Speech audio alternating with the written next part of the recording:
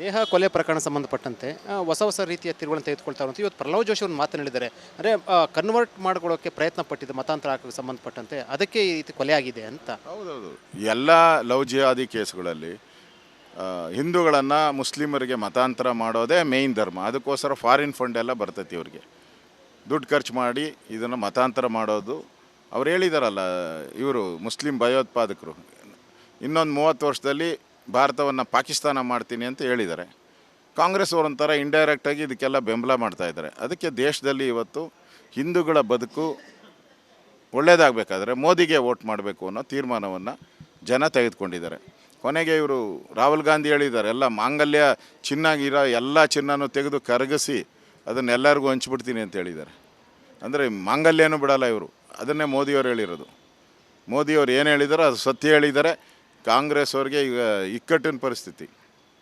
ಅಂದರೆ ಹಿಂದೂಗಳನ್ನು ಎಷ್ಟು ಕಡೆಗಣಿಸ್ತಾ ಇದ್ದಾರೆ ಅನ್ನೋದು ಇದನ್ನು ಮೋದಿಯವರ ಹೇಳಿಕೆಯಿಂದ ಸ್ಪಷ್ಟವಾಗಿ ಗೊತ್ತಾಗಿದೆ. ಮತ್ತು ಈ ದೇಶನ ಒಡೆಯೋಕ್ಕೆ ಹೊರಟಿರುವಂಥವ್ರು ಕಾಂಗ್ರೆಸ್ಸು. ಇಂಥ ದೇಶನ ಒಡೆಯುವಂಥ ಕಾಂಗ್ರೆಸ್ಗೆ ಪಾರ್ಲಿಮೆಂಟ್ ಚುನಾವಣೆಯಲ್ಲಿ ಜನ ಬುದ್ಧಿ ಕಲಿಸ್ತಾರೆ. ನೇಹ ವಿಚಾರದಲ್ಲಿ ಮತಾಂತರ ಆಗಕ್ಕೆ ಪ್ರಯತ್ನ ಆಗಿತ್ತು ಅಂತ ಅನ್ಸುತ್ತೆ. 100% ಡೌಟೇ ಇಲ್ಲ. ಇದರಿಂದ 5-6 ಜನ ಇದ್ದಾರೆ ಅಂತ ಅವ್ರ ತಂದೆಯವರು ಹೇಳಿದಾರಲ್ಲ. ಅಂದರೆ 5-6 ಜನ ಯಾರು? ಈ ಮತಾಂತರ ಮಾಡೋವಂಥ ಶಕ್ತಿಗಳೇ 5-6 ಜನ. ಅದನ್ನು ತನಿಖೆ ಆಗಬೇಕು. ಇದು CBI ಕೊಟ್ಟರೆ ಮಾತ್ರ ಆಚೆ ಬರ್ತದೆ.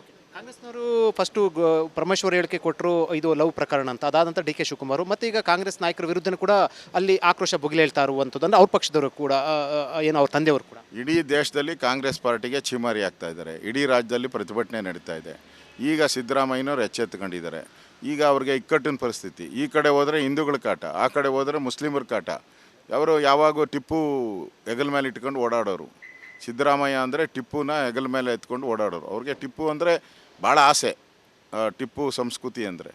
ಅದಕ್ಕೆ ಇವಾಗ ಜನ ಉತ್ತರ ಕೊಡ್ತಾರೆ. ಇವರಿಗೆ ಟಿಪ್ಪು ಬೇಕಾ ಬೇರೆ ಹಿಂದುತ್ವ ಉಳಿಬೇಕಾ ಅನ್ನೋದು ಜನತೆ ತನಿಖೆ ಕೊಟ್ಟಿದ್ದಾರೆ. ಅಂದರೆ ಅದನ್ನು ಮುಚ್ಚಾಕುವಂಥದ್ದು ಅಥವಾ ತನಿಖೆ ನಡೀತಾ ಅನ್ಸುತ್ತೆ. CID ಕೊಟ್ಟಿರೋದೇ ಮುಚ್ಚಾಕಕ್ಕೆ. ಈ ಲವ್ ಜಿಹಾದ್ ಅನ್ನೋದನ್ನ ಬರಬಾರ್ದು.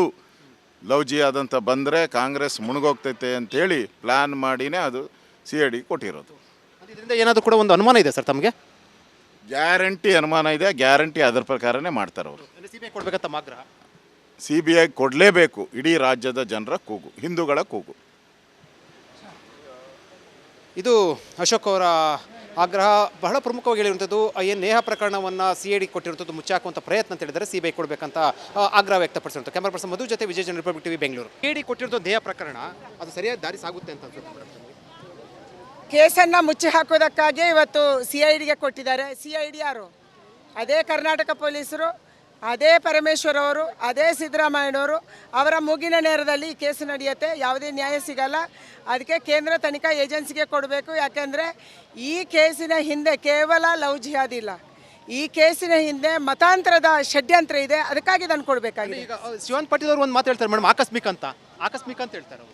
ಕಾಂಗ್ರೆಸ್ ಅವರು ಇದೆ, ಅವರ ಮಾನಸಿಕತೆ ಇದೇ ರೀತಿ. ಯಾಕಂದರೆ ಅವರಿಗೆ ವೋಟ್ ಬೇಕು. ಅವರಿಗೆ ವೋಟಿನ ಹೊರತಾಗಿ ಇನ್ಯಾವುದು ಕಾಣಲ್ಲ. ಹೆಣ್ಮಕ್ಳ ಪ್ರಾಣ ಕಾಣಲ್ಲ, ಹೆಣ್ಮಕ್ಳ ಮರ್ಯಾದೆ ಕಾಣಲ್ಲ, ಅವರ ಗೌರವ ಕಾಣಲ್ಲ. ಇದು ಕಾಂಗ್ರೆಸ್ಸಿನ ಮಾನಸಿಕತೆ. ಇದು ಶೋಭಾ ಕನ್ಲಜಿ ಅವರ ಮಾತು. ಅವ್ರು ಹೇಳ್ತಾ ಇರುವಂಥದ್ದು ಏನು ಮತಾಂತರ ಇತ್ತು ಮತ್ತು ಜೊತೆಗೆ ಏನು ಕಾಂಗ್ರೆಸ್ ಸರ್ಕಾರ ನಡೆದುಕೊಳ್ಳೋ ರೀತಿ ಕೂಡ ಈ ಸಂಬಂಧಪಟ್ಟಂತೆ ಕೂಡ ಒಂದಷ್ಟು ಅನುಮಾನ ಅಂತ ಕೂಡ ಹೇಳಿರುವಂಥದ್ದು. ಕ್ಯಾಮರಾ ಪರ್ಸನ್ ಮಧು ಜೊತೆ ವಿಜಯ್ ಜನ, ರಿಪಬ್ಲಿಕ್ TV ಬೆಂಗಳೂರು.